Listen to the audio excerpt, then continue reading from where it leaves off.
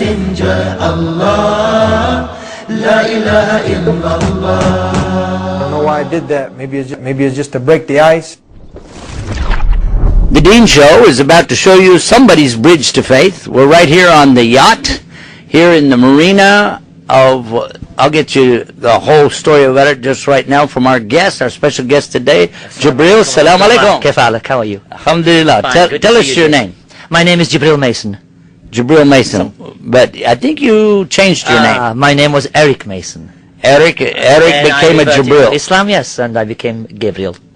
Gabriel is the English version of Jibril, which is Arabic. The angel Gabriel. It's the same one. Jibril, Gabriel is the same one. All right. Now, what we want to do, I want to ask you, where are we right now?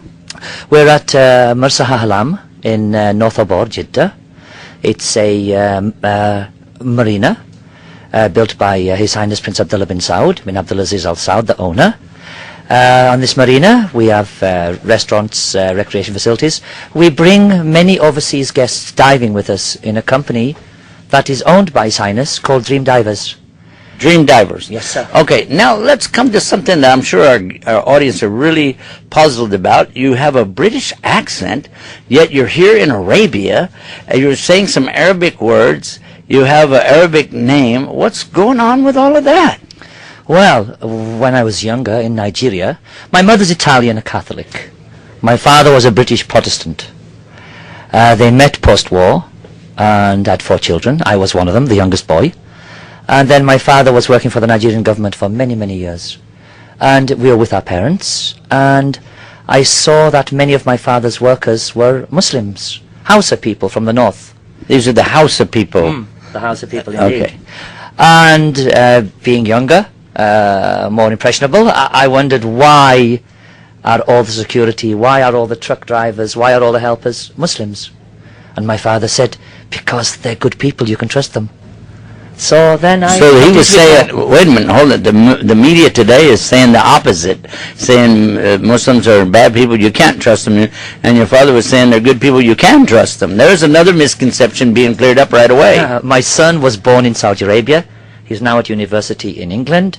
They will never show a photograph of my son playing football with his Saudi friends, but they will publish a picture of my son fighting with his Saudi friends. No, the media do have a lot to answer for in this context, especially with their perception of Islam. Muslims are like anybody else. There are good Muslims, there are bad Muslims, but Muslims practicing Islam, they are 90%, the majority are good people. Just good people, huh? That's all they have to be, good people. Okay, now that's a question. Did you become a Muslim? Of course. Yeah, how long ago?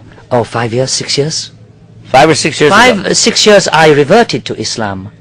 But I've had my Quran since Nigeria, since I was a boy, given to me, in fact, I'll show it to you later.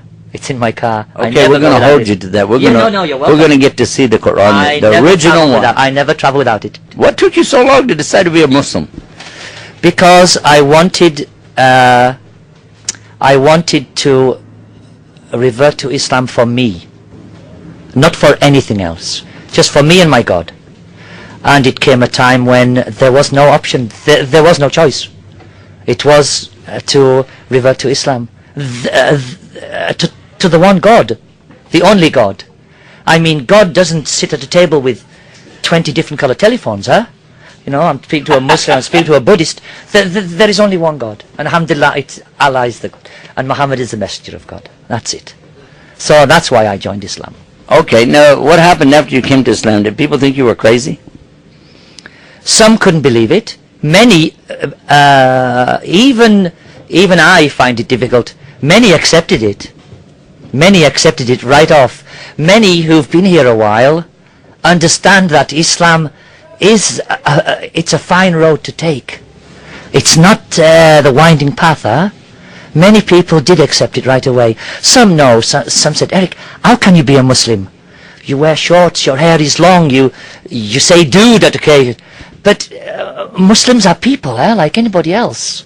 You know, don't get the idea that they all wear the tahir and they throw bombs, huh? They don't.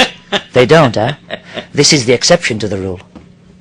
So, but you brought up the subject of bombs. One of the misconceptions that we've been talking about in our program today is the idea that somebody says that terrorism is a part of Islam, Islam is a part of terrorism, but it seems that you're agreeing with what we've heard from our scholars telling us that no, that's the opposite. Of course, there are thugs in all religions. Thugs? Yeah, in all religions. You can't stop it. So that's your... The fingers are not the same, huh? Uh-huh. They are not. There are good Muslims and bad Muslims, as there are good Catholics and bad Catholics.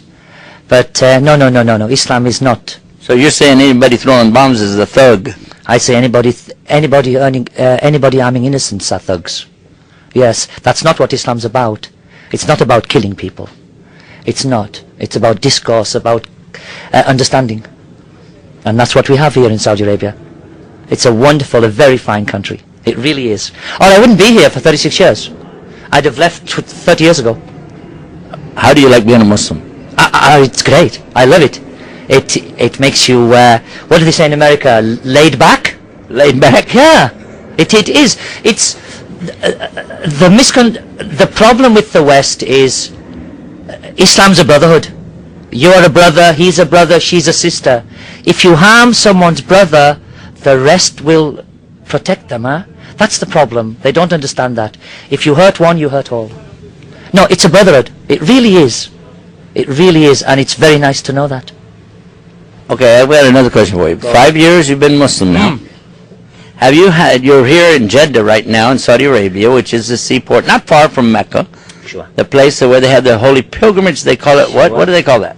The holy pilgrimage, the Hajj. Hajj. Of course. And have you done the Hajj? I have not. I'm doing the Hajj next year with the Jeddah Dawah Center with some of my European colleagues.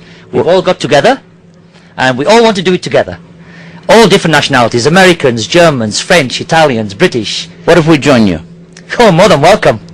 More than welcome. I love this. I love this attitude. I love this. No, but you'd better hurry up, eh? Why is it's that? filling up, it's filling up.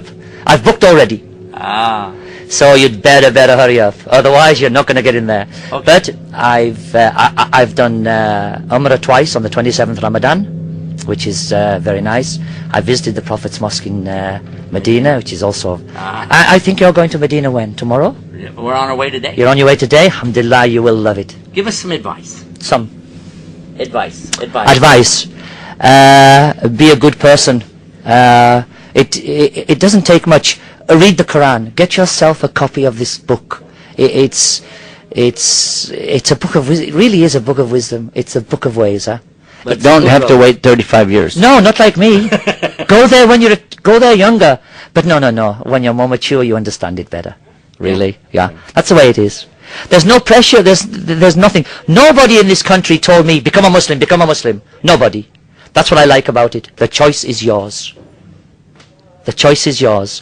And they expect nothing from you except prayer and be a good person. That's it.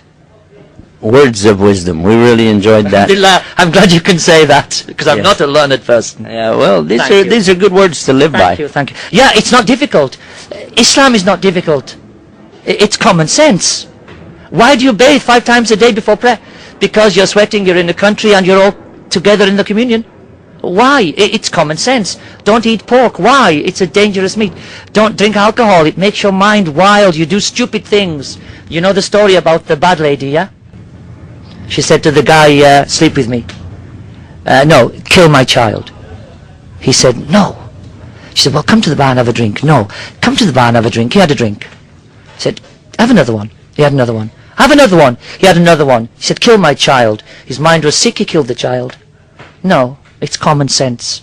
Don't do things that can hurt people. That makes a lot of sense.